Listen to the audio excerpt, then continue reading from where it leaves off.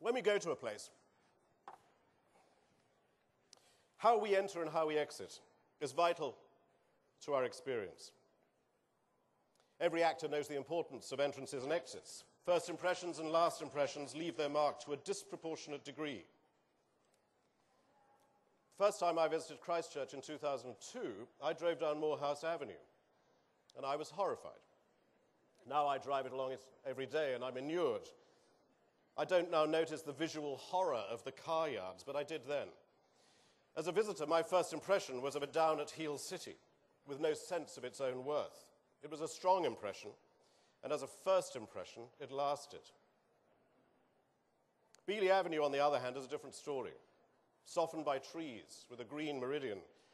It may have had or does have greater buildings, no doubt, but at the very least, the addition of trees can be introduced to soften and enhance Moorhouse Avenue and other areas of the city. Christchurch, the garden city, the greening of the city must be a key part of the rebuild.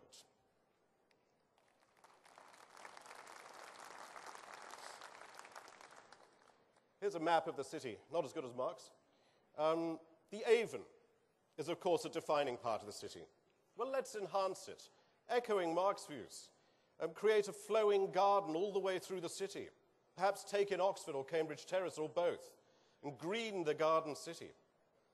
The city grid system, as we see here, we're told is a given.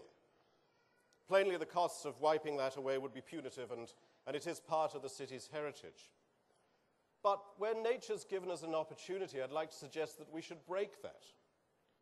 Use it as an opportunity. The otherwise excellent Yang Girl urban planning recommendations written before the first earthquake say, Christchurch's street grid system makes a rational, flexible, and efficient urban structure. Well, on the contrary, I find the dullness of the grid system stultifying and anti-nature. It's a central contradiction for a city that calls itself the garden city. It's a contradiction that strikes at our heart in a country and for a people so bounded to the land. But we're told it's a given. So let's break it where we can. Introduce meanderings and imperfect shapes. Soften it with trees and plantings, and widen significant streets to allow for major trees and avenues. And within the blocks that are bounded by the regulatory shape of the streets, let's create courtyards and colonnades and internal pedestrianized squares. The development of the lanes and the old warehouses of Christchurch in recent years was a joyous intervention that did just this. We thrill to the small streets and ramshackle accumulation of buildings in the old world when we visit southern Europe, say. The soul soars to the pleasures of a courtyard chanced upon, a little square suddenly revealed, a cloister unexpectedly discovered. I'm not suggesting that we build an Umbrian hill village off the high street, but we can learn from our own reactions to these places and see how we can translate that into a Kiwi context.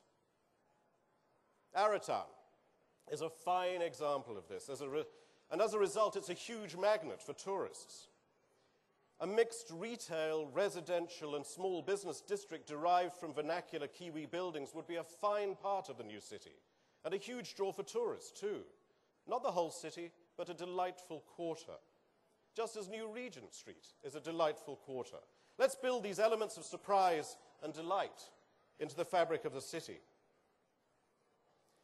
Contemporary cities often seek this element of joyous shock and delight through public sculpture. But the history of public sculpture across the globe has been a lamentable one, and contemporary communities daily suffer the ignominy of having to live with some appalling impositions. If you have the unfortunate job of being a Fulham football supporter, you have to see this, which was put there by the owner of the club, Mohammed Al-Fayed. But public sculpture, when well executed, and I think we can all take pride in the sculptures that Scape place in our midst, is a joy. Let's have excellent public sculpture as part of the rebuild of the city.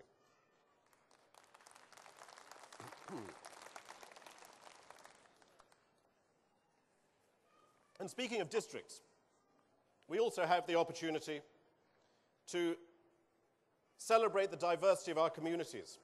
Let's include a Chinatown to enliven the city at night. Cities, like cats, reveal themselves at night. Let's have Naitahu visibly central at the heart of the city. Let's have markets. Who doesn't thrill to the buzz of the marketplace? Markets must be allowed to flourish in the city centre. Crafts and produce, knickknacks and souvenirs, fruit and vegetables. Let's provide more opportunities for craftsmen and creators to sell their wares and draw us all into the city for fun and for commerce. These elements of diversity, greening, modest scaling, and markets can all be drawn together in the revitalized city. Let's build a city with diverse districts and defined character. A Kiwi town with vernacular buildings, a theatre district, an arts quarter, Chinatown. Allow keynote projects to set the tone for an area, but otherwise let organic development take place. And mix retail and business, arts and residential, and allow residential development alongside all of these seeding projects. We want the city to live all day, not close at night, or obversely, only open up at night. Make it low and make it green and introduce surprise and delight and keep it on a human scale. And make sure that it's done to a standard of excellence. Banish the bland and the ugly.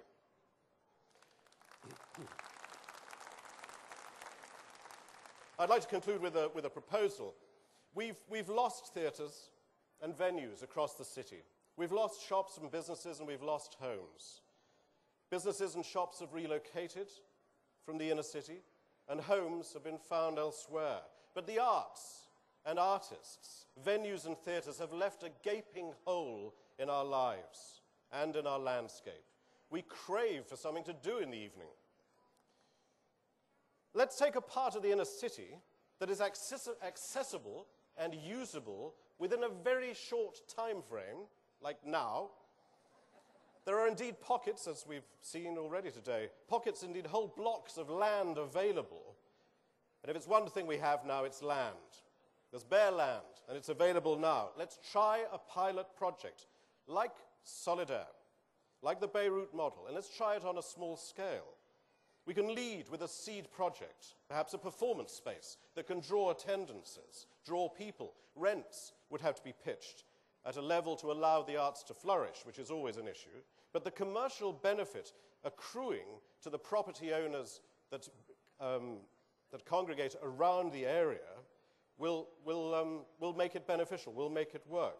Let's have markets too that draw life to the precinct. Cafes and bars will follow, and shops and hotels will be fast on their heels. Do you know there are more people who dance in New Zealand on a weekly basis than play netball and rugby combined? I didn't know that until recently. We could put a dance centre at its heart. Not in 9 months, not after the demolition in a year, not after the fully formed plan emerges, but now. We need entertainment, cafes, bars, and we need it now. And we want to do something in the evenings. And we can try a financing model that could be robustly commercial with community benefits and provide patronage of the arts too. Let's try it. We need a cornerstone project. We need some good news. And we could do it with a prototype project, the financial backbone of which has been proven, and which is quite sexy. The huge opportunity that we have before us all to create a vibrant city on a human scale, vivaciously celebrating craftsmanship and artistry in the built environment, peopled with artists and inspiration, delighting in surprise and diversity, and grounded in people and nature. Cities are the greatest creation of humanity, the fireplaces of civilization where light and heat radiate outwards into the darkness. They reveal us for what we are. And we're not tidy, upright and proper, so we must allow for a little chaos. But if we really are an innovative people, it's time right now to be bloody, bold, and resolute. Thank you.